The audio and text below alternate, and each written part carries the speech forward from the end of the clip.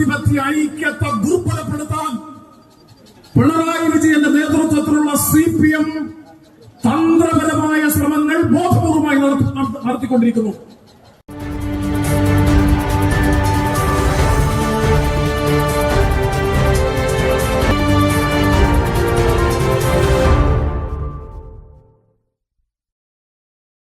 ഈ തെരഞ്ഞെടുപ്പ് കഴിയുമ്പോൾ കേരളം തല ഉയർത്തിപ്പിടിച്ച് രാജ്യത്തിന്റെ മുമ്പിൽ ഇതാണ് ഞങ്ങളുടെ മതേതര കേരളം എന്ന് ഉറക്കെ പറയണം. അങ്ങനെ ഒരു കാലത്തേക്ക് കേരളത്തെ കൊണ്ടുപോകാനുള്ള ഉത്തരവാദിത്തം കൂടി UDF ഏറ്റെടുക്കുകയാണ്.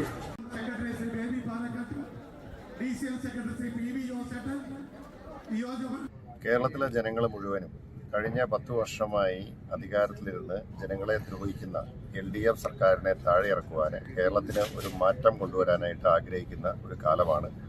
അതിനെ കളമൊരുങ്ങുന്ന ഒരു തെരഞ്ഞെടുപ്പാണ് വരാൻ പോകുന്നത്.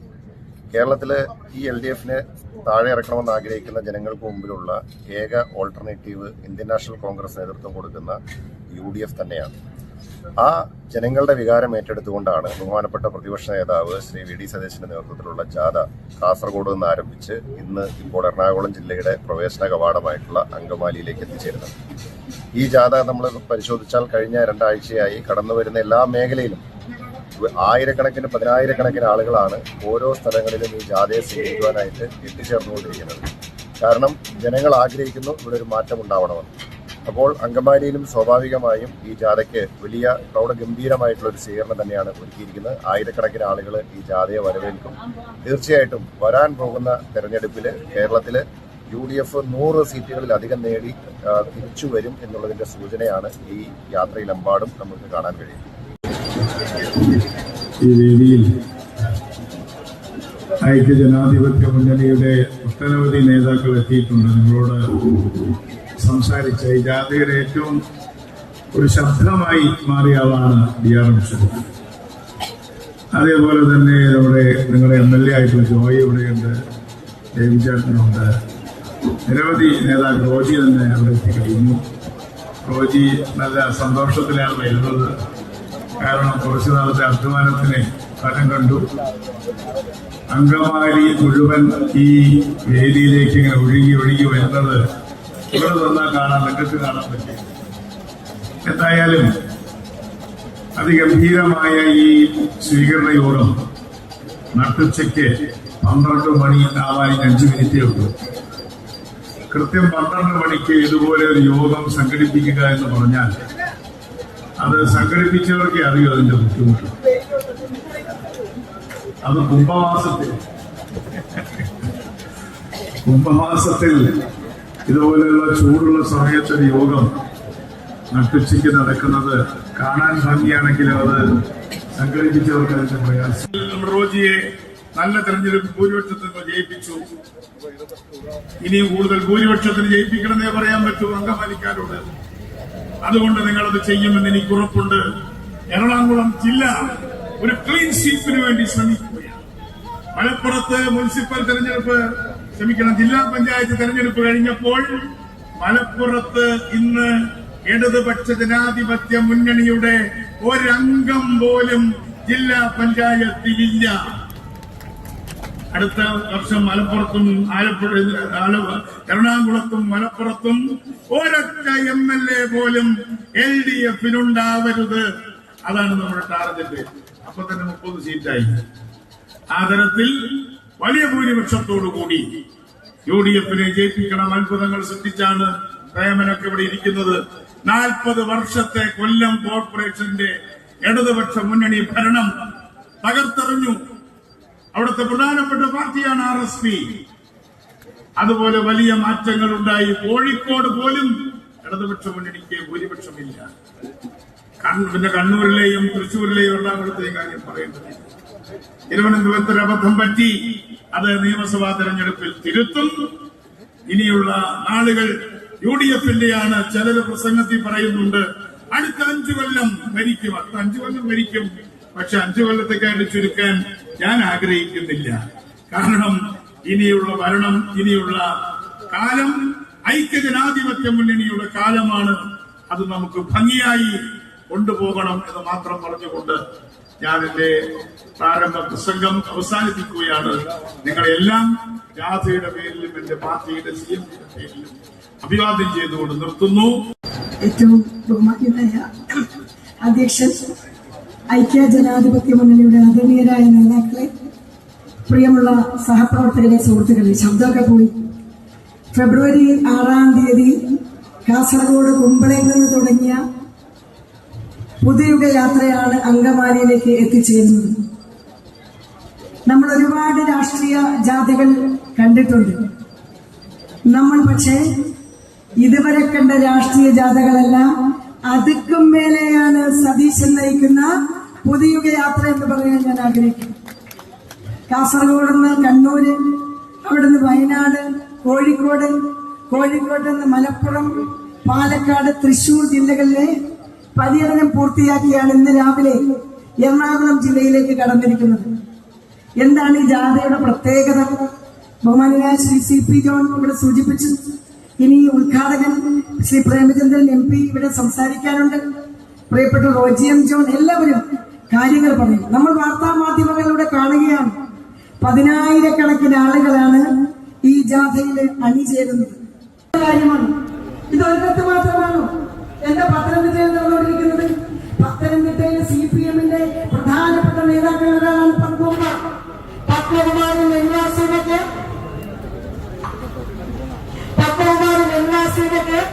ജയിലിലേക്ക് ട്രാൻസ്ഫർ. എന്ത് കാര്യത്തിന് ജയിലിലേക്ക്? സ്വാതന്ത്ര്യ സമരത്തിൽ പങ്കെടുക്കുന്നവരാണ്.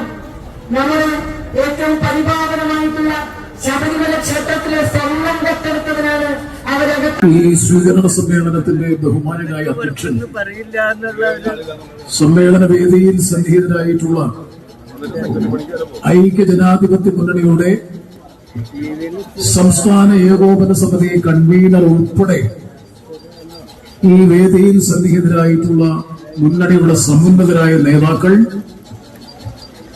കാസർഗോഡ് നിന്നും ആരംഭിച്ച പുതുയുഗ യാത്രയിൽ പ്രതിപക്ഷ നേതാവിനോടൊപ്പം യാത്രയിൽ സ്ഥിരമായി സഞ്ചരിക്കുന്ന ജാഥയിലെ അംഗങ്ങൾ,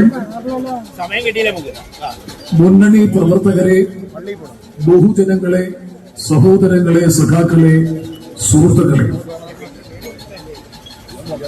ആദ്യമായി ഇവിടെ സംസാരിച്ച CP ജോൺ സൂചിപ്പിച്ചതുപോലെ ഈ കുംഭമാസത്തിലെ നട്ടുച്ച വെയിലത്ത് ഇത്രയും പ്രോജ്വലമായ നിലയിൽ ഒരു സ്വീകരണ സമ്മേളനം സംഘടിപ്പിക്കുന്നതിന് നേതൃത്വം കൊടുത്ത ഈ പ്രദേശത്തെ സംഘാടക സമിതി നേതാക്കളെയും ഈ അങ്കമാലി നിയോജക മണ്ഡലത്തിലെ മുന്നണി പ്രവർത്തകരെയും UDF-ന്റെ സംസ്ഥാന സമിതിയുടെ പേരിൽ ഞാൻ ഹാർദമായി അഭിവാദ്യം ചെയ്യുകയാണ്.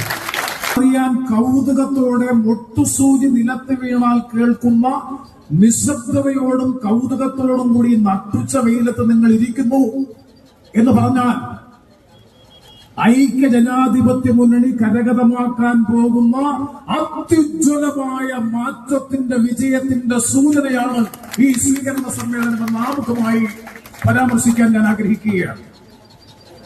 2.5 വർഷം മുമ്പ് എനിക്കിപ്പോഴും ഓർമ്മയുണ്ട്, തൊട്ടപ്പുറത്ത് കളമശ്ശേരി ചാക്കോളാസ് ഓഡിറ്റോറിയത്തിൽ ചേർന്ന ഐക്യ ജനാധിപത്യ മുന്നണിയുടെ സംസ്ഥാന സമിതി യോഗം. ഞങ്ങളെല്ലാവരും പങ്കെടുത്ത യോഗത്തിൽ 3 പ്രധാനപ്പെട്ട കാര്യങ്ങൾ. ഒന്ന്, 2024 ചരിത്രപരമായ UDF-ന്റെ ദൗത്യം. 2, 2025 മിഷൻ ദൗത്യം.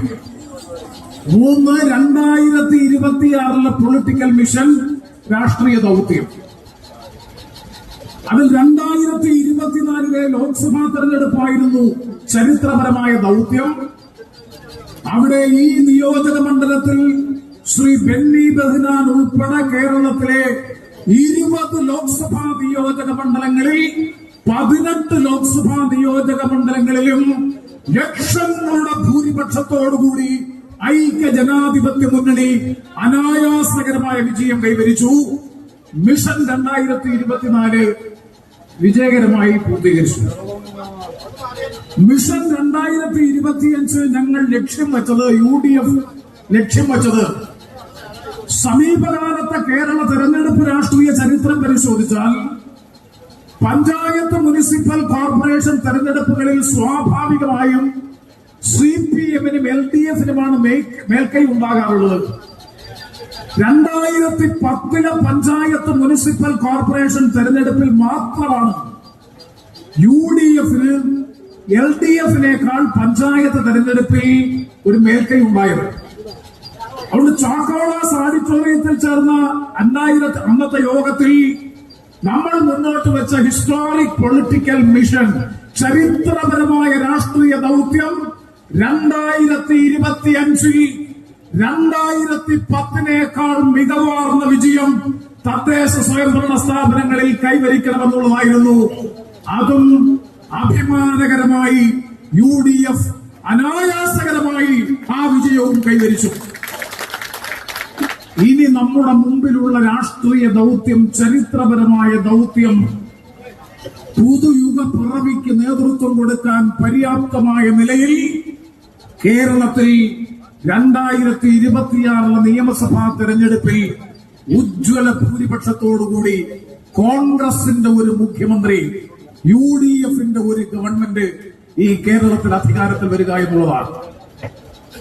ആ ദൗത്യത്തിൽ ഞങ്ങൾ അന്ന് പറഞ്ഞത് 100-ൽ കുറയാത്ത സീറ്റ് വാങ്ങി കേരളത്തിൽ UDF ഗവൺമെന്റ് അധികാരത്തിൽ വരുമെന്നാണ് പറഞ്ഞതെങ്കിൽ 2025 പഞ്ചായത്ത് മുനിസിപ്പൽ കോർപ്പറേഷൻ തെരഞ്ഞെടുപ്പ് കഴിയുമ്പോ ഞങ്ങൾ അതിന് ഭേദഗതി വരുത്തുന്നു. ആ ഭേദഗതി മറ്റൊന്നുമല്ല, ഈ ജാഥയിൽ ഉണ്ടായിട്ടുള്ള ബഹുജന മുന്നേറ്റത്തിന്റെ കൂടി അനുഭവ സാക്ഷ്യത്തിന്റെ അടിസ്ഥാനത്തിൽ ഞങ്ങൾ പറയുന്നു, 26 തെരഞ്ഞെടുപ്പിൽ 110 സീറ്റിൽ കുറയാത്ത സീറ്റ് വാങ്ങി കേരളത്തിൽ കോൺഗ്രസിന്റെ മുഖ്യമന്ത്രി, UDF-ന്റെ ഗവൺമെന്റ് ഈ കേരളത്തിൽ അധികാരത്തിൽ വരും. ഞാൻ അടിവരയിട്ടാണ് ആ വാചകം പറഞ്ഞത്. കോൺഗ്രസിന്റെ മുഖ്യമന്ത്രി, UDF-ന്റെ ഗവൺമെന്റ്. കാരണം പ്രതിലോമകരമായ പ്രചാര പ്രവർത്തനങ്ങൾ ഈ കേരള രാഷ്ട്രീയ ജനാധിപത്യ ഐക്യത്തെ ദുർബലപ്പെടുത്താൻ പിണറായി വിജയന്റെ നേതൃത്വത്തിലുള്ള CPM തന്ത്രപരമായ ശ്രമങ്ങൾ ബോധപൂർവമായി നടത്തിക്കൊണ്ടിരിക്കുന്നു. തന്ത്രപരമായ ശ്രമങ്ങൾ ബോധപൂർവമായി CPM-ന്റെ നേതൃത്വത്തിൽ സൈബർ സമൂഹത്തിന്റെ പിൻബലത്തോടെ ഈ കേരളത്തിൽ പ്രചണ്ഡമായ പ്രചരണം, വർഗീയ ധ്രുവീകരണം ലക്ഷ്യമിട്ടുകൊണ്ടുള്ള പ്രചരണം, അത് ഇന്നും ഇന്നലെയും തുടങ്ങിയതല്ല. 2024 ലോക്സഭാ തെരഞ്ഞെടുപ്പിൽ തകർന്നടിഞ്ഞപ്പോൾ, CPM LDF തകർന്നടിഞ്ഞപ്പോ അവർക്ക് മനസ്സിലായി കേരളത്തിലെ ക്രൈസ്തവ മുസ്ലിം മതന്യൂനപക്ഷ വിഭാഗങ്ങൾ ഭാരതീയ ജനതാ പാർട്ടിയുടെ നേതൃത്വത്തിൽ, RSS-ന്റെയും സംഘപരിവാറിന്റെയും നേതൃത്വത്തിൽ മതേതര ഭാരതത്തെ മതവൽക്കരിക്കാൻ വേണ്ടി നടത്തിക്കൊണ്ടിരിക്കുന്ന ഹീനമായ പരിശ്രമങ്ങളെ പ്രതിരോധിക്കാൻ ഇന്ത്യ രാജ്യത്ത് കഴിയുന്ന മതേതര രാഷ്ട്രീയ ശക്തി മൂവർണ്ണ കൊടിപിടിക്കുന്ന കോൺഗ്രസിന്റെ നേതൃത്വത്തിൽ, രാഹുൽ ഗാന്ധിയുടെ നേതൃത്വത്തിലുള്ള മതേതര ചേരിയാണ് എന്ന് തിരിച്ചറിഞ്ഞുകൊണ്ട് കേരളത്തിൽ ഐക്യ ജനാധിപത്യ മുന്നണിയോടൊപ്പം ചേരിവൽക്കരിക്കപ്പെട്ടു മതന്യൂനപക്ഷ വിഭാഗവും മതേതര ജനവിഭാഗവും. ആ രാഷ്ട്രീയ യാഥാർത്ഥ്യം തിരിച്ചറിഞ്ഞ CPM തീരുമാനിച്ചു, ഇനി മുസ്ലിം ക്രൈസ്തവ ന്യൂനപക്ഷ വിഭാഗത്തിന്റെ പിന്തുണ അസാധ്യമാണ് എന്ന് തിരിച്ചറിഞ്ഞപ്പോ 24 ലോക്സഭാ തെരഞ്ഞെടുപ്പിന് ശേഷം സ്വീകരിച്ച പുതിയ അടവ് നയ രാഷ്ട്രീയമാണ് ഭൂരിപക്ഷ ഹിന്ദുത്വ വർഗീയതയെ പ്രീണിപ്പിച്ച് ന്യൂനപക്ഷ വിരുദ്ധതയുടെ രാഷ്ട്രീയം പ്രചരിപ്പിച്ച് ഭൂരിപക്ഷ ഹിന്ദുത്വ വർഗീയതയെ പ്രീണിപ്പിക്കുക എന്ന തന്ത്രപരമായ നയം ബോധപൂർവമായി കേരളത്തിൽ നടപ്പാക്കുന്നതിന്റെ ഭാഗമാണ് ഞാനും നിങ്ങളും ഇപ്പോൾ ചർച്ച ചെയ്തുകൊണ്ടിരിക്കുന്ന ആഗോള അയ്യപ്പ സംഗമം ഉൾപ്പെടെയുള്ള കലാപരിപാടികൾ. എത്ര പ്രതികരണങ്ങളാണ്, പ്രഖ്യാപനങ്ങളാണ് കേരളത്തിന്റെ മുഖ്യമന്ത്രിയിൽ നിന്ന്. Shri AK Balan, Shri A Vijayaraghavan, ഏറ്റവും ഒടുവിൽ സജി ചെറിയാൻ. പ്രസക്തമല്ലേ ഈ സജി ചെറിയാൻ എന്ന് പറയുന്ന മന്ത്രി പരസ്യമായി ഒരു യോഗത്തിൽ പറഞ്ഞതല്ലേ, മലപ്പുറം ജില്ലയിൽ ജയിച്ചവരുടെ പേര് നോക്കിയാൽ അറിയാം കേരളം എങ്ങോട്ടാണ് എന്ന് പറയുന്ന സജി ചെറിയാനും പിണറായി വിജയനും വസ്ത്രം കണ്ടാൽ തീവ്രവാദികളുടെയും ഭീകരവാദികളുടെയും വേഷം കണ്ടാൽ തിരിച്ചറിയാം ആരാണിവർ എന്ന് നരേന്ദ്രമോദി പറഞ്ഞതും സജി ചെറിയാനും പിണറായി വിജയൻ പറയുന്നതും തമ്മിൽ എന്ത് വ്യത്യാസം? ഹിന്ദു ദിനപത്രത്തിൽ പിണറായി വിജയൻ കൊടുത്ത അഭിമുഖം, സമീപകാലത്തുണ്ടായിട്ടുള്ള നിരവധിയായ പ്രതികരണങ്ങൾ, അവർ രാഷ്ട്രീയമായി മതേതര ജനാധിപത്യ ചേരിയായിട്ടുള്ള UDF-നെ, കോൺഗ്രസിന്റെ നേതൃത്വത്തിലുള്ള ഐക്യ ജനാധിപത്യ മുന്നണിയെ പരാജയപ്പെടുത്താൻ കഴിയില്ല എന്ന് തിരിച്ചറിഞ്ഞ CPM, ഞാൻ അടിവരയിട്ട് പറയുന്നു, ഭൂരിപക്ഷ വർഗീയതയെ പ്രീണിപ്പിക്കാൻ ന്യൂനപക്ഷ വിരുദ്ധതയുടെ രാഷ്ട്രീയം പ്രചരിപ്പിച്ച് കേരളത്തിൽ മതപരമായ വിഭാഗീയതയിലൂടെ രാഷ്ട്രീയ ധ്രുവീകരണം സൃഷ്ടിച്ചെടുത്ത് മൂന്നാം മൂഴം പിണറായിക്ക് അധികാരത്തിൽ വരാൻ കഴിയുമോ എന്ന അപകടകരമായ രാഷ്ട്രീയ പരീക്ഷണത്തിനാണ് LDF, CPM, വ്യക്തിപരമായി പറഞ്ഞാൽ സാക്ഷാൽ പിണറായി വിജയൻ ഇന്ന് നേതൃത്വം കൊടുത്തുകൊണ്ടിരിക്കുന്നത്. നവംബർ മാസം 9, 10 തീയതികളിൽ കേരളത്തിന്റെ മുഖ്യമന്ത്രി അമിത്ഷായുമായി നടത്തിയ കൂടിക്കാഴ്ച, മോദിയുമായി JP നദ്ദയുമായി നടത്തിയ കൂടിക്കാഴ്ച, ആ കൂടിക്കാഴ്ചയിൽ ഫലമുണ്ടായി എന്നതിന്റെ തെളിവാണ് 10-ാം തീയതി പിണറായി വിജയൻ തിരിച്ചു വന്നു. 11-ാം തീയതി PM ശ്രീ പദ്ധതിയിൽ കേരള ഗവൺമെന്റിന്റെ പൊതുവിദ്യാഭ്യാസ സെക്രട്ടറി ഡൽഹിയിൽ പോയി ഒപ്പുവെച്ചു, കരാറിൽ ഒപ്പുവെച്ചു. എന്താ PM ശ്രീ പദ്ധതി? ഞാൻ വിശദീകരിക്കണമോ? നമ്മുടെ വളർന്നു വരുന്ന പുതിയ തലമുറയുടെ വിദ്യാഭ്യാസവും സംസ്കാരവും പുതുതലമുറയെ വർഗീയവൽക്കരിക്കുക എന്ന വ്യക്തമായ രാഷ്ട്രീയ ലക്ഷ്യത്തോടുകൂടി വിദ്യാഭ്യാസ കരിക്കുലവും സിലബസും അടക്കം മാറ്റിമറിച്ച് പ്രാകൃതമായ യുഗത്തിലേക്ക് നമ്മെ നയിക്കാൻ പര്യാപ്തമായിട്ടുള്ള PM ശ്രീ പാഠ്യപദ്ധതി നടപ്പാക്കിക്കൊള്ളാമെന്ന് പിണറായി വിജയന്റെ നേതൃത്വത്തിലുള്ള ഇടതുപക്ഷ ജനാധിപത്യ മുന്നണി ഗവൺമെന്റ്, മുന്നണിയിലെ 2ാം കക്ഷിയായിട്ടുള്ള CPI പോലും അറിയിപ്പിക്കാതെ അറിയാതെ അതിൽ ഒപ്പുവെച്ചു എന്ന് പറയുമ്പോ പ്രവർത്തിക്കുന്നവർ ചരിത്രത്തിലാദ്യമായിട്ടാണ് കേന്ദ്ര ആഭ്യന്തരമന്ത്രി ശ്രീ അമിത്ഷാ തന്റെ വസതിയിൽ ഒരാൾക്ക് കൂടിക്കാഴ്ചയ്ക്ക് അവസരം കൊടുക്കുന്നത് ചരിത്രത്തിലെ ആദ്യത്തെ സംഭവമാണ്. അത് മറ്റാർക്കുമായിരുന്നില്ല, സാക്ഷാൽ പിണറായി വിജയനായിരുന്നു. അതുകൊണ്ട് അങ്കമാലിയിലടക്കം കേരളത്തിലെ 140 നിയമസഭാ നിയോജക മണ്ഡലങ്ങളിലും ഐക്യ ജനാധിപത്യ മുന്നണിയുടെ അനായാസകരമായ ജനകീയ മുന്നേറ്റത്തിന് നേതൃത്വം കൊടുക്കുമ്പോൾ ആ മുന്നേറ്റത്തെ ശിഥിലപ്പെടുത്തുവാൻ, ആ മുന്നേറ്റത്തെ തകർക്കുവാൻ കേരളത്തിൽ നടക്കുന്ന പരിശ്രമങ്ങളെ തിരിച്ചറിഞ്ഞ് പ്രതിരോധിക്കാൻ ഈ അവസരത്തിൽ കഴിയണമെന്ന് കേരളത്തിന്റെ പ്രിയപ്പെട്ട പ്രതിപക്ഷ നേതാവ് ശ്രീ VD സതീശൻ ഈ സമ്മേളന വേദിയിലേക്ക് 100 കണക്കിന് വരുന്ന പ്രവർത്തകരുടെ അകമ്പടിയോടുകൂടി ആവേശകരമായ വരവേൽപ്പ് സ്വീകരിച്ചുകൊണ്ട് ഈ സമ്മേളന വേദിയിലേക്ക് എത്തിച്ചേർന്നുകൊണ്ടിരിക്കുകയാണ്. അദ്ദേഹത്തെ വളരെ ഹാർദമായി ഈ സ്വീകരണ സമ്മേളന വേദിയിലേക്ക് അഭിവാദ്യം ചെയ്യുന്നു. ഞാൻ എന്റെ പ്രസംഗം ഇനിയും ദീർഘിപ്പിക്കുന്നില്ല. ഞാൻ നേരത്തെ സൂചിപ്പിച്ചതുപോലെ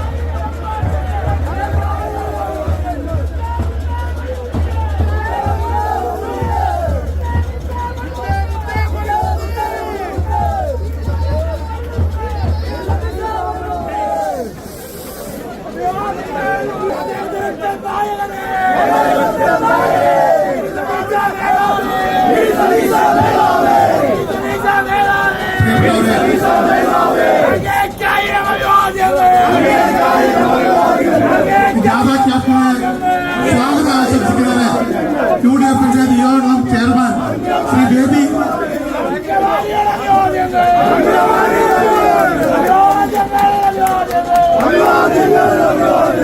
മുന്നണിയുടെ അജയ്യമായ ജനകീയ മുന്നേറ്റത്തെ ചെറുക്കാൻ, വർഗീയ ധ്രുവീകരണത്തിലൂടെ കേരളത്തിന്റെ സമാധാനാന്തരീക്ഷത്തെ തകർക്കാൻ, അധികാര രാഷ്ട്രീയത്തിന്റെ തിമിരം ബാധിച്ച് കാഴ്ചശക്തി നഷ്ടപ്പെട്ടിട്ടുള്ള അധോലോക മാഫിയ ഭരണമായി മാറി തീർന്നിട്ടുള്ള പിണറായി വിജയന്റെ നേതൃത്വത്തിലുള്ള CPM-ന്റെ ഇടതു ജനാധിപത്യ മുന്നണിയുടെ ഭരണത്തിന് അവസാനം കുറിച്ച് ഒരു പുതുയുഗ പിറവിക്ക് നേതൃത്വം കൊടുക്കാൻ ഈ ഗവൺമെന്റിന്റെ ജനവിരുദ്ധ നയങ്ങൾക്കെതിരായി പറയുന്നതോടൊപ്പം UDF ഗവൺമെന്റ് അധികാരത്തിൽ വന്നാലല്ല UDF ഗവൺമെന്റ് അധികാരത്തിൽ വരുമ്പോൾ നടപ്പാക്കാൻ പോകുന്ന ക്രിയാത്മകമായ കർമ്മ പദ്ധതികൾ കൂടി ജനങ്ങളുടെ മുമ്പാകെ അവതരിപ്പിച്ചുകൊണ്ടാണ് പ്രിയപ്പെട്ട പ്രതിപക്ഷ നേതാവ് ശ്രീ VD സതീശന്റെ നേതൃത്വത്തിലുള്ള ഈ പുതുയുഗ യാത്ര അങ്കമാലിയിലെ വീരോചിതമായ ഈ നട്ടുച്ച വെയിലത്തെ ഉജ്ജ്വലമായ സ്വീകരണം ഏറ്റുവാങ്ങാൻ ഇവിടെ എത്തിച്ചേർന്നിട്ടുള്ളത്.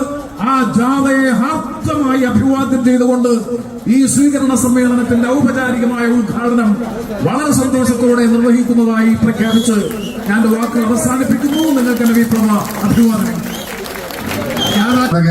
ഏറെ ആദരണീയനായ RSPയുടെ നേതാവും ഇന്ത്യൻ പാർലമെന്റില് നമുക്കെല്ലാം അഭിമാനവുമായിട്ടുള്ള ശ്രീ NK പ്രേമചന്ദ്രൻ MP, ഈ പുതുയുഗ യാത്രയുടെ നായകൻ, കേരളത്തിന്റെ കരുത്തനായ പ്രതിപക്ഷ നേതാവ്, പിണറായി ഭരണത്തിന് പോരായ്മകളെയും കുറവുകളെയും ഒക്കെ ഒന്നൊന്നായി കേരളത്തിലെ ജനങ്ങൾക്ക് മുമ്പിൽ കൃത്യവും വസ്തുനിഷ്ഠവുമായി അവതരിപ്പിച്ചുകൊണ്ട് ഈ സർക്കാരിനെ താഴെ ഇറക്കുന്നതിന് വേണ്ടിയിട്ടുള്ള പോരാട്ടങ്ങൾക്ക് നേതൃത്വം കൊടുക്കുന്ന ഏറെ പ്രിയങ്കരനായ ശ്രീ VD സതീശൻ അവர்கள் ബാക്കി കേരളത്തിലെ മുഴുവൻ ജനങ്ങളും ഈ ഭരണത്തിന് അന്ത്യം കുറിക്കണമെന്ന് ആഗ്രഹിക്കുന്നവരും കേരളത്തിൽ ഇന്ത്യൻ നാഷണൽ കോൺഗ്രസിന്റെ നേതൃത്വത്തിൽ ഐക്യ ജനാധിപത്യ മുന്നണി അധികാരത്തിൽ വരണമെന്ന് ആഗ്രഹിക്കുന്നവരുമാണ്.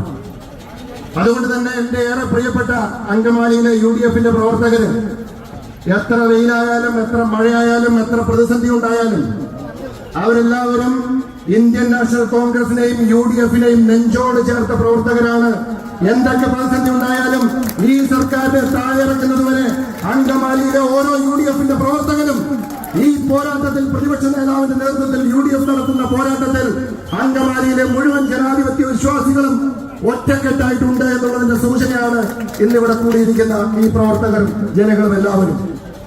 ഈ പുതുയുഗ യാത്രയെ അങ്കമാലിയിലെ ഇവിടെ കൂടിയിരിക്കുന്ന എനിക്ക് ഏറ്റവും പ്രിയപ്പെട്ട നിങ്ങളുടെ ഓരോരുത്തരുടെയും പേരിൽ ഒരിക്കൽ കൂടി ബഹുമാനപ്പെട്ട പ്രതിപക്ഷ നേതാവിനെയും ഈ യാത്രയെയും ഈ വിമോചന സമരത്തിന്റെ ചരിത്രമുറങ്ങുന്ന അങ്കമാലിയുടെ മണ്ണിലേക്ക് ഹൃദയപൂർവ്വം സ്വാഗതം ചെയ്യുകയാണ്. നടത്തിയ പ്രവർത്തനങ്ങളുടെ ഫലമായിട്ടാണ് ഇത്തരത്തിലുള്ള വിജയം നമുക്ക് കൈവരിക്കാൻ സാധിച്ചത്. നമ്മുടെ കൂട്ടായ്മ, നമ്മുടെ ഈ ഒത്തൊരുമ, ഇത് ഈ ഭരണത്തെ താഴെ ഇറക്കുന്നതുവരെ കേരളത്തിൽ ഇന്ത്യൻ നാഷണൽ കോൺഗ്രസിന്റെ ഒരു മുഖ്യമന്ത്രി അക്കസേരയിൽ വരുന്നുവെന്ന് ഉറപ്പുവരുത്തുന്നതുവരെ നമ്മൾ ഒറ്റക്കെട്ടായ പ്രവർത്തനങ്ങളുമായി മുന്നോട്ട് പോകും എന്ന് മാത്രം സൂചിപ്പിച്ചുകൊണ്ട് ഈ ചുട്ടുപൊള്ളുന്ന വെയിലത്തും ഇവിടെ എത്തിച്ചേർന്ന നിങ്ങളെ എല്ലാവരെയും ഒരിക്കൽ കൂടി ഹൃദയാഭിവാദ്യം ചെയ്തുകൊണ്ട് നിർത്തുന്നു. നിങ്ങൾക്ക് നമസ്കാരം. ജയ് ഹിന്ദ്, ജയ് ഹിന്ദ്. ഞങ്ങൾ ആരും സംസാരിക്കുന്നില്ല. സമയം 1 മണിയാണ്. 1 മണി സമയത്ത് ഈ അങ്കമാലിയിൽ കണ്ട കാഴ്ചയാണ് കാസർഗോഡ് മുതൽ ഇവിടെ വരെ എത്തിയപ്പോൾ രാവിലെയും ഉച്ചയ്ക്കും അർദ്ധരാത്രിയും ഞങ്ങൾ കണ്ടത്. ഇതൊരു ജാഥയല്ല, ഇതൊരു കുത്തൊഴുക്കാണ്. ആ കുത്തൊഴുക്ക് കടന്നു വന്ന മുഴുവൻ പ്രദേശങ്ങളിലും ഒലിച്ചു പോയിക്കൊണ്ടിരിക്കുന്നു മാർക്സിസ്റ്റ് പാർട്ടിയും പിണറായി വിജയനും സെറ്റും.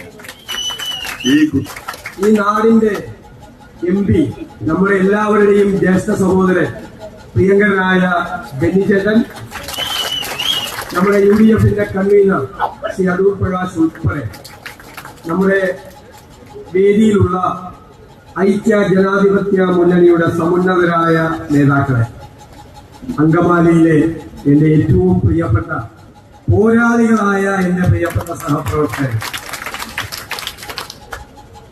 നമ്മൾ ഈ പുതുയുഗ യാത്രയുമായി പോകുന്നത് കേരളത്തിലെ ജനങ്ങളുടെ ഹൃദയാഭിലാഷങ്ങൾ നെഞ്ചിലേക്കാണ്. എന്താണ് കേരളം ആഗ്രഹിക്കുന്നത്? ഈ ഒരു ദശകക്കാലത്തെ ഈ ദുർഭരണം അതിനന്ത്യം കുറിച്ച് ഒരു പുതുയുഗ പിറവി ഉണ്ടാകണം എന്ന് കേരളത്തിലെ ജനങ്ങൾ ആഗ്രഹിക്കും. അത് യാഥാർത്ഥ്യമാക്കാനുള്ള നിശ്ചയദാർഢ്യത്തോടു കൂടിയുള്ള പോക്കാണ് നമ്മുടെ.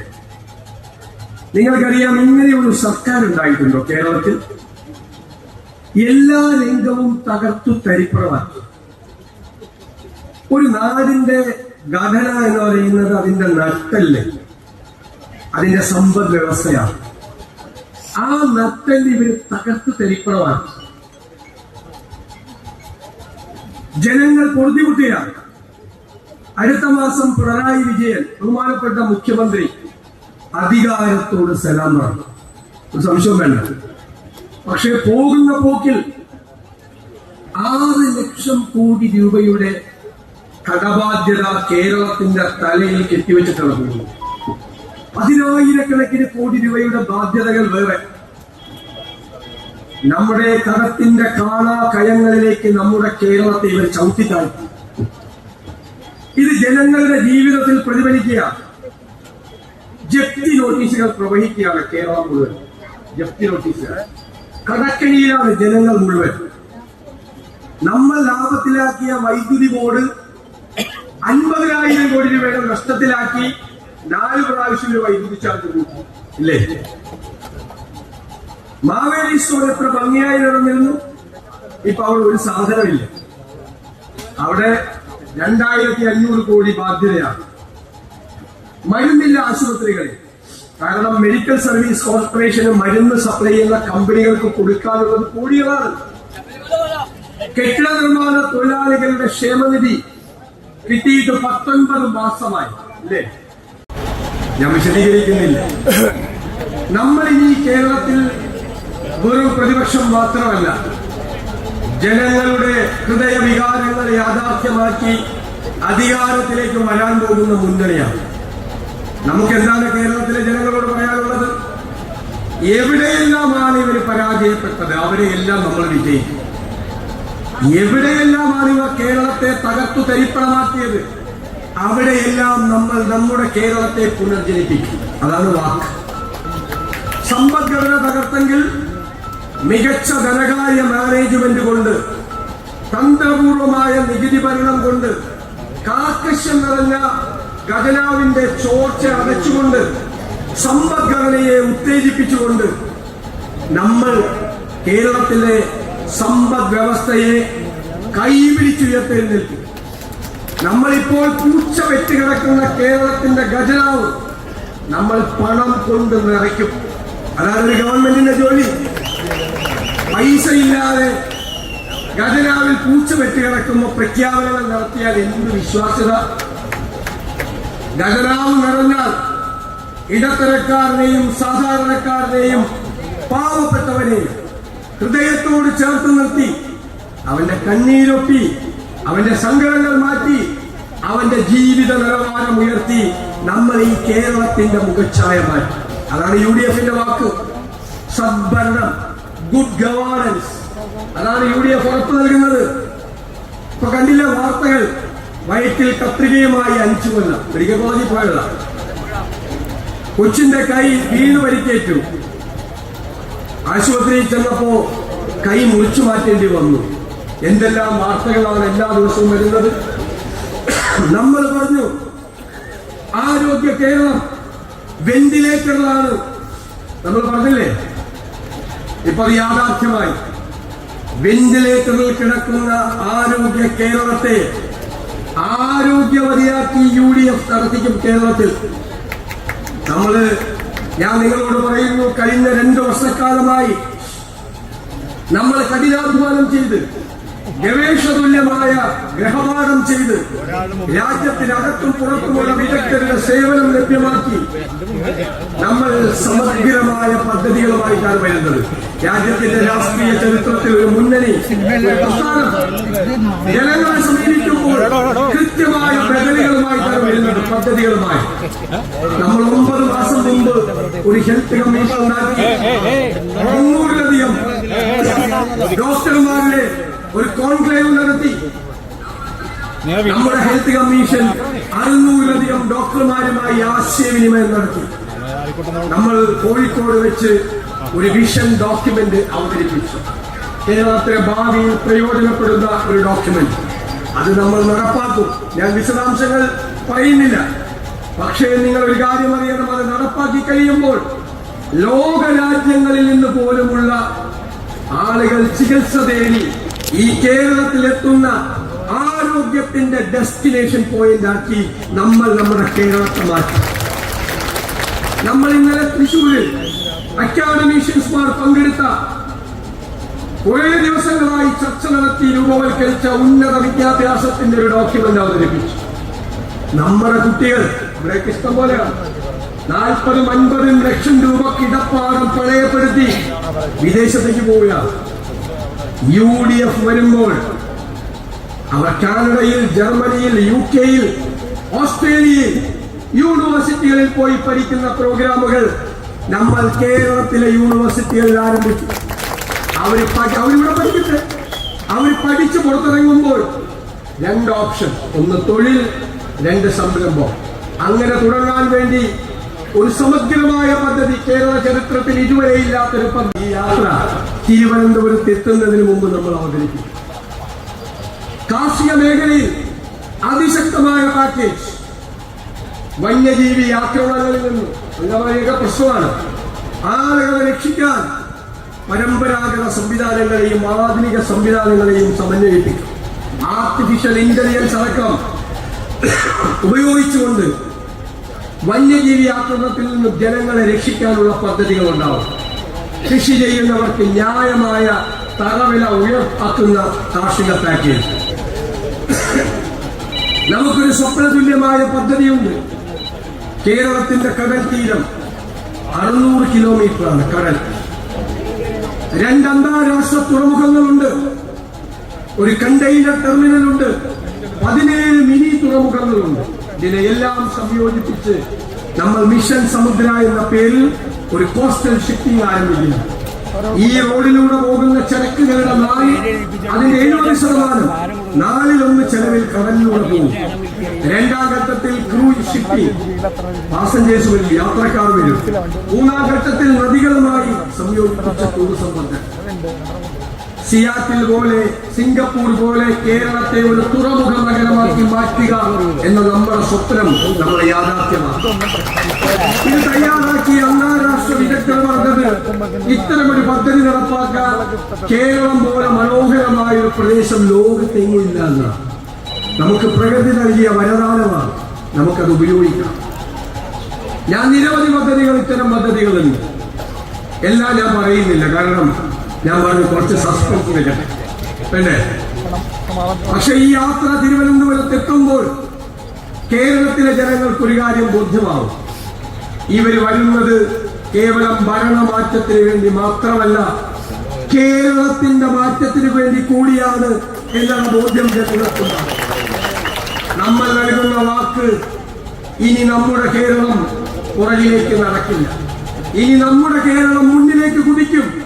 വരാനിരിക്കുന്ന തലമുറകൾക്ക് കൂടി അഭിമാനത്തോടെ പറയാൻ കഴിയുന്ന ഇന്ത്യയിലെ 1ാമത്തെ സംസ്ഥാനമാക്കി നമ്മൾ ഈ കേരളത്തെ മാറ്റുക തന്നെ. ഇവിടെ അത് വലിയ ചർച്ചയാണ്, ഇവിടെ വാചാരോപമാണ്, വർഗീയതയാണ്. വർഗീയത, സംഘപരിവാരം നമുക്കറിയാം. നമ്മൾ സ്നേഹത്തോടെ ഇരിക്കുന്നത് കണ്ട അവർക്ക് വിഷമം വരും. അപ്പൊ വിദ്വേഷ പ്രചരണം നടത്തി നമ്മളെ തമ്മിലടിപ്പിക്കും, സംഘർഷം ഉണ്ടാക്കും, നമ്മൾ ശത്രുക്കളായി മാറും. അപ്പോഴാണ് അവർക്ക് സമാധാനം ഉണ്ടാവുന്നത്. പക്ഷെ ആ സംഘപരിവാറിന്റെ അതേ വഴിയിലൂടെ കേരളത്തിലെ CPM-ഉം സഞ്ചരിക്കുന്നു. ഡൽഹിയിലെ ചേട്ടൻ ബാവയും തിരുവനന്തപുരത്ത് അരിയൻ ബാവയും ഒരേ തോണിയിൽ സഞ്ചരിക്കില്ല. ഇപ്പോൾ കേരളത്തിൽ വർഗീയതയ്ക്ക് തിരികൊടുത്തിരിക്കുന്നത് കേരളത്തിന്റെ മുഖ്യമന്ത്രി പിണറായി വിജയനാണ്. അദ്ദേഹത്തിന്റെ കുറെ കിങ്കരന്മാരത് ഏറ്റുചൊല്ലുകയാണ്. വർഗീയത, അതാണ് വിഷയം. എല്ലാ ഭരണപരാജയങ്ങളിൽ നിന്നും ശ്രദ്ധ മാറ്റാൻ വേണ്ടി മാറി മാറി വർഗീയത പറയുക. നമുക്ക് പറയാനുള്ളത്, ഇനി കേരളത്തിൽ ആരും വർഗീയത പറയണ്ട. ഭൂരിപക്ഷ വർഗീയത പറഞ്ഞാലും ന്യൂനപക്ഷ വർഗീയത പറഞ്ഞാലും UDF അതിനെ ചോദിക്കും. ആര് വന്ന് പറഞ്ഞാലും, ഏത് കൊല കൊമ്പൻ വന്ന് പറഞ്ഞാലും നമ്മൾ അതിനെ എതിർക്കും. സാധാരണ തെരഞ്ഞെടുപ്പ് വരുമ്പോൾ ആളുകളൊന്ന് പതറും. തെരഞ്ഞെടുപ്പിന്റെ പാരമ്യത്തിൽ നിൽക്കുമ്പോഴും നമ്മൾ സമ്മതിക്കില്ല, നമ്മൾ അതിൽ വെള്ളം ചേർത്തില്ല. അതാണ് UDF-ന്റെ വാക്ക്. ഇനി ചിലര് വന്ന് പറയും, ഞങ്ങളുടെ കയ്യിൽ വോട്ട് ബാങ്ക് ഉണ്ട് കൊട്ടയില്. ഞാൻ പറഞ്ഞു, പിണറായി വിജയനും VD സതീശനും ഒക്കെ കുറച്ചാൾ കൂടി ഉണ്ടാവുള്ളൂ. പിന്നെ ഓർമ്മയാവും, പിന്നെ ഓർമ്മ പോലും ഉണ്ടാവില്ല. പക്ഷെ നമ്മുടെ കേരളം ഉണ്ടാകും. നമ്മുടെ കുഞ്ഞുങ്ങൾ, അവരുടെ മക്കൾ സൗഹാർദ്ദത്തോടുകൂടി ജീവിക്കാൻ അനുവദിച്ചില്ലെങ്കിൽ നമ്മൾ ജീവിച്ചിരിക്കുമ്പോൾ നമ്മൾ അതിനെ ചോദ്യം ചെയ്യുക തന്നെ ചെയ്യും. ഞാൻ നിങ്ങളോട് പറയുന്നു, മതേതര കേരളം ഇരു കൈകളും നീട്ടി നമ്മുടെ ഈ മതേതര നിലപാടിനെ അവരുടെ ഹൃദയത്തിലേക്ക് സ്വീകരിക്കും. ഈ തെരഞ്ഞെടുപ്പ് കഴിയുമ്പോൾ കേരളം തല ഉയർത്തിപ്പിടിച്ച് രാജ്യത്തിന്റെ മുമ്പിൽ ഇതാണ് ഞങ്ങളുടെ മതേതര കേരളം എന്ന് ഉറക്കെ പറയണം. അങ്ങനെ ഒരു കാലത്തേക്ക് കേരളത്തെ കൊണ്ടുപോകാനുള്ള ഉത്തരവാദിത്തം കൂടി UDF ഏറ്റെടുക്കുകയാണ്. ഇവരെവിടെ പോയി? ഈ പാർട്ടി എന്തൊരു അകപ്പതിച്ചു ഈ പാർട്ടി CPM. ഞങ്ങള് പയ്യന്നൂരിൽ ഞങ്ങൾക്ക് രക്തസാക്ഷി വിവാദമാണ്. ഇപ്പൊ രക്തസാക്ഷികൾ ഉണ്ടാകുന്നത് CPM ലോട്ടറി അടിക്കുന്ന പോലെ, ബമ്പർ അടിക്കുന്ന പോലെ. അപ്പൊ പിരിവ് തുടങ്ങിയാണ്, പിന്നെ തട്ടിപ്പാണ്. എന്നിട്ട് ഈ കട്ടവരെയല്ല നടപടി എടുക്കുന്നത്, ചൂണ്ടിക്കാണിച്ച ആൾക്കെതിരെ നടപടി. ഇന്നലെ എന്താ CPM ചെയ്തത്? ആ കുഞ്ഞികൃഷ്ണന്റെ എഴുതിയ ഒരു പുസ്തകം ഏറ്റുവാങ്ങിയ MN വിജയൻ മാഷിന്റെ മകന്റെ വീടിന്റെ മുന്നിൽ കൊണ്ടുപോയി റീത്ത് വെച്ചു. എന്താ ഒരാളുടെ ജീവിച്ചിരിക്കുന്ന ഒരാളുടെ വീടിന് മുന്നിൽ കൊണ്ടുപോയി റീത്ത് വെച്ചാൽ അതിന്റെ അർത്ഥം എന്താ? നിന്നെ ഞങ്ങൾ കൊല്ലുമെന്നാണ്, അല്ലേ? കേരളം ഭരിക്കുന്ന ഒരു പാർട്ടി പറയുകയാണ്, ഒരു പുസ്തകം ഏറ്റുവാങ്ങിയതിന്റെ പേരിൽ നിന്നെ ഞങ്ങൾ കൊല്ലുമെന്ന്. ഈ അഹങ്കാരത്തിനും ധിക്കാരത്തിനും കേരളം മറുപടി പറയും, ഇല്ലേ? പറയണ്ടേ? എന്തൊരു അസഹിഷ്ണുതയാണ്!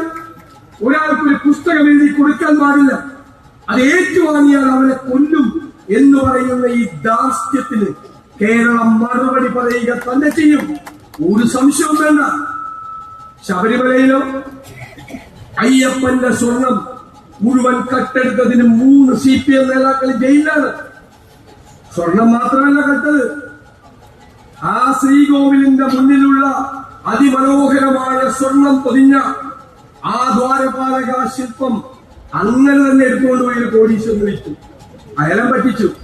അയാൾക്കറിയില്ലല്ലോ ഒരു കള്ളമോഹനാണെന്ന്, കോടികൾ കൊടുത്ത ആൾക്ക്. എന്നിട്ട് എന്ത് ചെയ്തു? നിങ്ങൾ അറിയണം, ഈ കള്ളന്മാര് ഒരു വ്യാജ മോൾഡ് ഉണ്ടാക്കി ചെമ്പില് ഇതിന്റെ. എന്നിട്ട് അതും അവിടെ ഇവിടെ പൂശിച്ച് ഇവിടെ കൊണ്ടുവച്ചു. മറ്റൊരു കോടികൾക്ക് വിറ്റു. കോടതി പറഞ്ഞു 2019 ഈ കളവ് തുടങ്ങി. ആരും അറിഞ്ഞില്ല. ഈ കള്ളന്മാരെന്ത് ചെയ്യും? വീണ്ടും കേൾക്കും.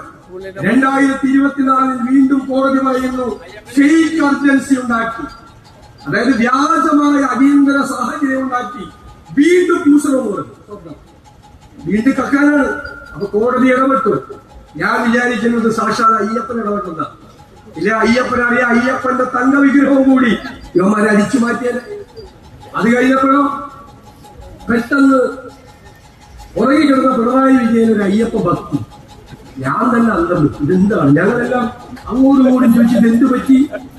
അയ്യപ്പന്റെ ചിത്രത്തെക്കാൾ 4 ഇരട്ടി വലിപ്പമുള്ള പിണറായി വിജയന്റെ ചിത്രം കേരളം മുഴുവൻ ആഗോള അയ്യപ്പ സംഗമം. ഇപ്പോഴല്ലേ മനസ്സിലായത്?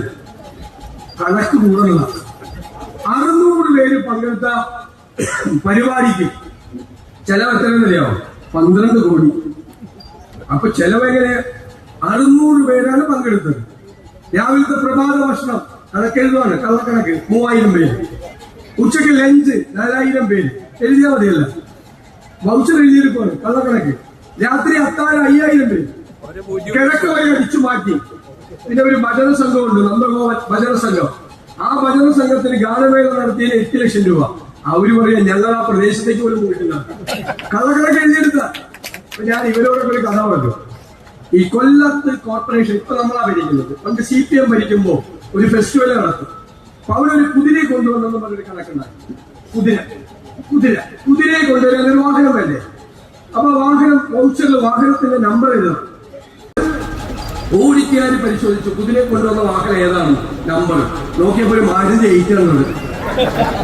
ചേട്ടാ, മാരുതി 800 കുതിരയെ കൊണ്ടുവന്ന വീരന്മാരാണ് ആഗോള അയ്യപ്പ സംഗമത്തിന്റെ പൈസ മുഴുവൻ അടിച്ചു മാറ്റി. ഇപ്പൊ കണക്ക എവിടെയും യോജിക്കുന്നില്ല. കോടതി വരെ ആകാശത്തേക്ക് നോക്കിയിരിക്കുക. കോടതിയുടെ മുമ്പിൽ ഒരു കണക്കും, അസംബ്ലിയിൽ നമുക്ക് തന്ന വേറെ കണക്ക്, ഓഡിറ്റർ കൊടുത്ത വേറെ കണക്ക്. അയ്യപ്പന്റെ സ്വർണവും പണവും വരെ അടിച്ചു മാറ്റാൻ മടി കാണിക്കാത്തവർ പിന്നെ എന്താണ് കക്കാത്തത്? അതല്ലേ ചോദ്യം. പിന്നെ ഇവർ കക്കാതിരിക്കുക. ഇപ്പൊ ഇവരുടെ രക്തസാക്ഷി വിഷ്ണു, ഒരു രക്തസാക്ഷി തിരുവനന്തപുരത്തുണ്ടായി, ചെറുപ്പക്കാരൻ.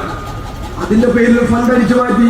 ഞാൻ 5-ാം തീയതി കാസർഗോഡേക്ക് പോകുമ്പോൾ ഈ CPM വേണ്ടി രക്തസാക്ഷിയായ വിഷ്ണുവിന്റെ കുടുംബം കോൺഗ്രസിൽ ചേർന്നു. ഞാൻ മെമ്പർഷിപ്പ് കൊടുത്തു. ഇങ്ങനെ രക്തസാക്ഷികളുടെ കുടുംബം പോലും വെറുക്കുന്ന വൃത്തികെട്ട പാർട്ടിയായി ഈ CPM മാറി കേരളത്തിൽ. മനസ്സിലായില്ലേ? എന്നിട്ട് ഇവരിപ്പോ പ്രഖ്യാപനങ്ങളാണ്, ഭയങ്കര പ്രഖ്യാപനം. പൂച്ച വെറ്റി നടക്കാണ് ഖജനാവിൽ. പ്രഖ്യാപിച്ചിട്ട് വല്ല കാര്യമുണ്ടോ? 2021 ഒരു പ്രഖ്യാപനം നടത്തി. ഞങ്ങൾ അധികാരത്തിൽ വന്നാൽ 1600 രൂപയുടെ സാമൂഹ്യ സുരക്ഷാ പെൻഷൻ 2500 ഇല്ലേ? കുറെ പാവങ്ങൾ വോട്ട് ചെയ്തവർക്ക്. എന്നിട്ട് 4.25 കൊല്ലക്കാലം ഒരു ചില്ലിക്കാശ് കൂട്ടിയാണ്. ഇപ്പൊ ഈ തെരഞ്ഞെടുപ്പിന് തൊട്ട് മുമ്പ് 400 രൂപ. ഞങ്ങളെല്ലാം പറഞ്ഞു, മലയാളിയുടെ സാമാന്യ ബുദ്ധിയെ നിങ്ങൾ പരീക്ഷിക്കുന്നുണ്ടോ? മലയാളി എന്ത് ചെയ്തു? ആ 400 രൂപ വാങ്ങിച്ച് പോക്കറ്റിൽ നേരെ പോളിംഗ് ബൂത്തിൽ പോയി UDF വോട്ട് ചെയ്തു, ഇല്ലേ? അപ്പൊ ഈ മനുഷ്യകാവ്, എല്ലാവരും തെറി വിളിക്കുന്ന മനുഷ്യകാവ് ഇടുക്കി എന്ന് പറഞ്ഞു. കൊള്ളുവരുതാത്തവന്മാര് ഞങ്ങളുടെ കാശ് മേടിച്ച് പുട്ടടിച്ച് UDF വോട്ട് ചെയ്യുന്നു.